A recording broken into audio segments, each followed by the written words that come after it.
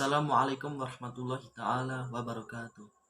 Alhamdulillahirabbil alamin.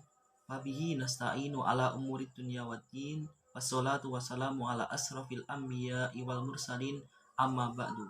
Hadratal muhtaramin yang saya hormati Bapak Itafur Rahman, SPD MHum, selaku pengampu mata kuliah Seni Pidato, dan tak lupa juga teman-teman akademisi yang saya cintai dan saya banggakan.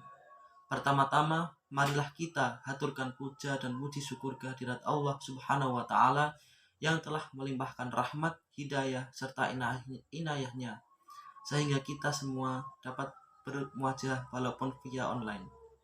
Tak lupa salawat ma'asalam tercurahkan kehadirat baginda Nabi Agung Muhammad Sallallahu Alaihi Wasallam yang kita nantikan syafaatnya kelak di yaumul akhir. Amin. Islam diturunkan sebagai rahmatan lil alamin. Dengan diutusnya Rasulullah Shallallahu Alaihi Wasallam membina dan memperbaiki manusia melalui pendidikan. Dengan pendidikan dapat mengantarkan manusia pada derajat yang mulia, yaitu derajat orang-orang yang berilmu. Manusia mengemban tugas sebagai khalifah di bumi untuk mengolah alam beserta isinya. Hanya dengan ilmu dan iman, tugas kekhalifahan dapat ditunaikan menjadi keberkahan dan manfaat bagi alam dan seluruh makhluknya. Tanpa iman, akal akan berjalan sendirian sehingga akan muncul kerusakan di muka bumi. Demikian pula sebaliknya, iman tanpa didasari dengan ilmu akan mudah terperdaya dan tidak mengerti bagaimana mengolahnya menjadi keberkahan dan manfaat bagi alam dan seluruh isinya. Sedemikian pentingnya, maka tidak heran orang-orang yang berilmu dapat mendapat posisi yang tinggi dan baik di sisi Allah maupun manusia. Bahkan syaitan kewalahan terhadap orang muslim yang berilmu karena dengan ilmu tidak mudah terperdaya oleh tipu muslihat syaitan. Sahabat Nabi Mu'adz bin Jabal radhiyallahu anhu pernah berkata, andaikan orang yang berakal itu mempunyai dosa pada pagi dan sore hari sebanyak bilangan pasir, maka akhirnya dia cenderung masih bisa selamat dari dosa tersebut.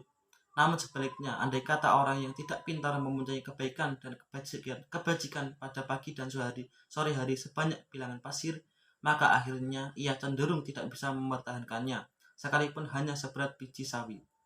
Ada yang bertanya, bagaimana hal itu bisa terjadi? Mu'adz menjawab, sesungguhnya jika orang berakal itu tergelincir, maka ia segera menyadarinya dengan cara bertaubat dan menggunakan akal yang dianugerahkan kepadanya. Tetapi orang bodoh itu ibarat orang yang membangun dan langsung merobohkannya, karena kebodohannya itu terlalu mudah melakukan apa yang bisa merusak amal solihnya. Kebodohan adalah salah satu faktor yang menghalangi masuknya cahaya Islam. Oleh karena itu, manusia butuh terapi agar menjadi makhluk yang mulia dan dimuliakan pula oleh Allah Subhanahu wa Ta'ala. Kemuliaan manusia terletak pada akal yang dianugerahi Allah Subhanahu wa Ta'ala. Akal ini digunakan untuk mendidik dirinya sehingga memiliki ilmu untuk mengenalkan penciptanya dan beribadah kepadanya dengan benar. Itulah sebabnya Rasulullah menggunakan metode pendidikan untuk memperbaiki manusia, karena dengan pendidikanlah manusia memiliki ilmu yang benar. Dengan demikian, ia terhindar dari tergelincir pada maksiat, kelemahan, kemiskinan, dan terpecah belah. Pendidikan merupakan kata kunci untuk setiap manusia agar ia mendapatkan ilmu. Hanya dengan pendidikanlah ilmu akan didapat dan diserap dengan baik. Tak heran bila kini pemerintah mewajibkan wajib belajar 9 tahun agar masyarakat menjadi pandai dan beradab. Pendidikan juga merupakan metode pendekatan yang sesuai dengan fitrah manusia yang memiliki fase tahapan dalam pertumbuhan. Hadirin wal hadirat rahimakumullah. Pendidikan yang diajarkan oleh Allah Subhanahu wa Ta'ala melalui Rasul bersumber kepada Al-Quran sebagai rujukan dan pendekatan agar membentuk masyarakat yang sadar dan menjadikan Allah sebagai ilah saja. Kehidupan akan selamat di dunia dan akhirat. Hasil ilmu yang diperolehnya adalah kenikmatan yang besar, yaitu berupa pengetahuan, harga diri, kekuasaan, dan persatuan. Tujuan utamanya dalam pendidikan Islam adalah supaya manusia memiliki gambaran tentang Islam yang jelas, utuh, dan menyeluruh. Interaksi di dalam diri memberi pengaruh kepada penampilan, sikap, tingkah laku, dan amalnya, sehingga menghasilkan akhlak yang baik. Akhlak ini perlu dan harus dilatih membaca dan mengkaji Al-Quran, sholat malam, puasa sunnah, berhubungan dengan keluarga dan masyarakat. Semakin sering melakukan latihan, maka semakin banyak amalnya dan semakin mudah ia melakukan kebajikan. Selain itu, latihan akan menghantarkan dirinya memiliki kebiasaan yang akhirnya menjadi gaya hidup sehari-hari. Hadirin yang berbahagia, pendidikan memiliki peran penting guna memajukan bangsa. Jika sarana pendidikan dimanfaatkan dengan baik, kemungkinan besar bangsa ini maju dan sangat disegani oleh bangsa lain. Namun sebaliknya, jika kita tidak bisa memanfaatkan sarana pendidikan dengan baik, maka bangsa ini akan stagnan dalam kondisi berkembang. Kewajiban untuk menuntut ilmu dan mengamalkannya diperintahkan pada zaman Nabi, dan Allah pun berjanji pada hambanya yang menuntut ilmu, dan Allah akan meningkatkan derajatnya. Allah Subhanahu wa Ta'ala sangat mencintai hambanya yang pintar, dan Allah akan lebih mencintai jika hambanya dapat mengamalkan ilmu yang sudah diperolehnya. Dan disitulah letak keutamaannya.